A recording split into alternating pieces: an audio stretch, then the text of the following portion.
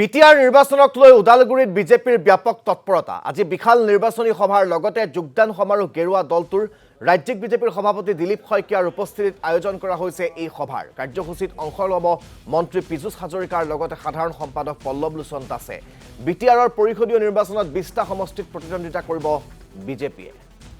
আমি পুনে পুনে আপোনালোকক বিজেপিৰ এই যি বিশাল যোগদান সভাৰ আয়োজন কৰা হৈছে সেই সভাৰ পোনপটীয়া সম্প্ৰচাৰ দেখুৱাবৰ বাবে লৈ যাব বিচাৰিছোঁ, য'ৰ পৰা মুছাদ্দিক হুছেইন আমাৰ সৈতে সংযুক্ত হৈছে।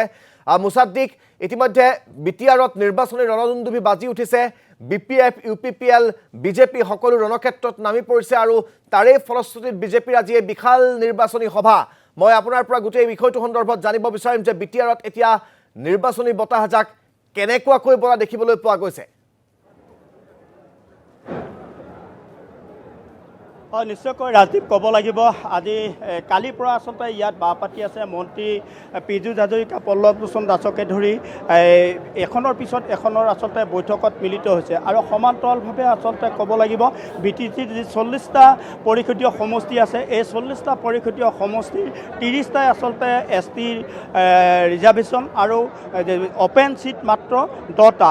আৰু বিশেষকৈ এইবাৰ বিটিআৰ নিৰ্বাচনত বিশেষকৈ ৰাষ্ট্ৰীয় দলৰ যি আগ্ৰহ বা বিজেপিৰ যি আক্ৰমণ এই লৈ আচলতে সমগ্ৰ BTCত এতিয়া এক ৰণদুন্দুমি বজাইছে আৰু প্ৰতিটো ৰাজনৈতিক দলে তেখেতসকলৰ নিজা নিজা কৌশল অৱলম্বন কৰিছে।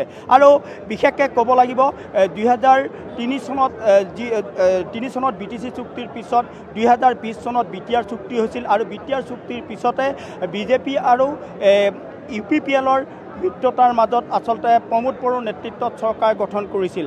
শেহতীয়াভাৱে BTCৰ বাবে এইবাৰ হ'ব আচলতে এইটো গুৰুত্বপূৰ্ণ নিৰ্বাচন এইকাৰণেই, কাৰণ 2020ৰ পিছত BTC এখন অস্ত্ৰমুক্ত বিটিআৰ হৈছিল আৰু শান্তি প্ৰতিষ্ঠা হৈছিল, আৰু যাৰ ফলত এই নিৰ্বাচনটো আচলতে কি ধৰণৰ আচলতে ইয়াৰ ব্যৱস্থা গ্ৰহণ কৰিব বা কি ধৰণে পৰৱৰ্তী পৰ্যায়ত এই নিৰ্বাচনৰ ভূমিকা হ'ব সেই লৈ আচলতে যথেষ্ট জল্পনা কল্পনা চলিছে। আৰু শেহতীয়াভাৱে বিজেপিৰ যি পাক লগা মিত্ৰতা, এই পাক লগা মিত্ৰতাক লৈও আচলতে যথেষ্ট চিন্তিত হৈছে, কাৰণ BTCত যিহেতুকে ST ৰিজাৰ্ভেশ্যন প্ৰায় 30টা চিট আছে, এই 30টা চিটত কিন্তু ST ইয়াত আচলতে ST অৰ্থাৎ বড়ো জনজাতিক লৈ ৰাজনীতি কৰিব লাগিব।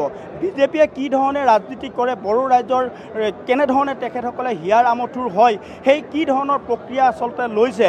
আজি দুদিন ধৰি ইয়াত আচলতে পীযুষ হাজৰিকাৰ নেতৃত্বত এটা দলে ইয়াত আচলতে পৰ্যবেক্ষণ কৰিছে, সকলো দিশ চোৱা চিতা কৰিছে আৰু সমগ্ৰ আচলতে কি ধৰণে আগুৱাই লৈছে। আৰু আজিৰ যিখন সভা হ'ব, এই সভাত ৰাজ্যিক সভাপতি তথা দৰং ওদালগুৰি যিটো সমষ্টিৰ সাংসদ দিলীপ শইকীয়া উপস্থিত থাকিব আৰু তেখেতৰ উপস্থিতিত যি সক্ৰিয় তেওঁলোকৰ সভা, সক্ৰিয় কাৰ্যনিৰ্বাহক সভা তেখেতসকলে আচলতে অনুষ্ঠিত কৰিব। আৰু ইয়াত UPPL বা বিজেপি বিভিন্ন দলৰ পৰা অহা কিছু সংখ্যক লোকে ইয়াত যোগদান কৰিব। আৰু তাতকৈ ডাঙৰ কথা হ'ল অতি আকৰ্ষণীয় আৰু প্ৰত্যাহ্বান হিচাপে আচলতে ৰাজ্যিক সভাপতি তথা ওদালগুৰিৰ দৰং ওদালগুৰি সমষ্টিৰ সাংসদগৰাকীৰ আটাইতকৈ গুৰুত্বপূৰ্ণ ভূমিকা গ্ৰহণ কৰিব লাগিব। এইবাবেই কাৰণ 16টাকৈ পৰিষদীয় সমষ্টি দৰং ওদালগুৰিৰ সাংসদ তথা ৰাজ্যিক সভাপতি তেখেত দায়িত্বত আছে আৰু তেখেতৰ নেতৃত্বতে আচলতে ইয়াত কি ধৰণে তেখেতসকলে প্ৰাৰ্থিত্ব প্ৰদান কৰিব, কি ধৰণে বড়ো জনতাৰ মাজত হিয়াৰ আমঠু হৈ তেখেতসকলে কাম কৰি যাব পাৰিব, সকলো সমস্যাৰ কেনেধৰণে সমাধান কৰিব, এই সম্পৰ্কত বিভিন্ন সময়ত বিভিন্ন আচলতে কথা উত্থাপন হৈ আছে। শেহতীয়াভাৱে দীপন বড়োৰ প্ৰসংগটো সিদিনাখন আচলতে ৰাজ্যিক সভাপতিয়ে আনিছে, কি পৰ্যায়ত আচলতে বড়ো ৰাজনীতি কেনেধৰণে হয়, এই সকলো বিষয় আচলতে পৰ্যালোচনা কৰিব। আৰু এইখনেই হ'ব আচলতে ইয়াৰ পৰাই আচলতে নিৰ্ধাৰণ কৰিব BTCৰ যি পৰিষদীয় নিৰ্বাচনত কেইখন আসনত প্ৰতিদ্বন্দ্বিতা কৰিব, আৰু এই প্ৰতিবেদনৰ পিছতে সমগ্ৰ আচলতে পোহৰলৈ আহিব। মোৰ লগত আছে জিলা উপ সভাপতি বিকন ডেকা ডাঙৰীয়া, মই তেখেতৰ পৰা জানিম দাদা কালিৰ পৰা আচলতে ৰুদ্ৰাধাৰ বৈঠক বহি আছে, ইখনৰ পিছত সিখন বৈঠকত আপোনালোকে মিলিত হৈছে, শেহতীয়াভাৱে কেনেধৰণে আপোনালোকে গোটেই সংগ্ৰামখন আগুৱাই লৈ যাব, BTCবাসীৰ যি আশা আকাংক্ষা কি ধৰণে আপোনালোকে হেৰি কৰিব? আমাৰ আচলতে বিশেষকৈ যোৱাকালি হোৱা সভাখিনি আচলতে পৰ্যালোচনা সভা। আমি যোৱা বছৰ আমাৰ যিখিনি MCLA আমাৰ জিকিলে আৰু যিখিনিত আমি জিকিবলৈ সক্ষম নহ'লোঁ, সেইখিনি জাষ্ট পৰ্যালোচনা কৰিবৰ কাৰণে আমাৰ সভাবিলাক আয়োজন হৈছিলে। ইয়াত কোনো ধৰণৰ ৰণনীতিৰ কথা আলোচনা হোৱা নাই। বিশেষভাৱে আমি যোৱাবাৰ কিমান ভোট পালোঁ, কিমান ভোট আমি হেৰুৱালোঁ, লগতে আমাৰ যিখিনি ডেম'গ্ৰাফিক যিটো ছিটুৱেশ্যন সেইখিনিৰ ওপৰতে বিশেষভাৱে আমি আলোচনা কৰিলোঁ কালি। আৰু আজি আমাৰ ইয়াতে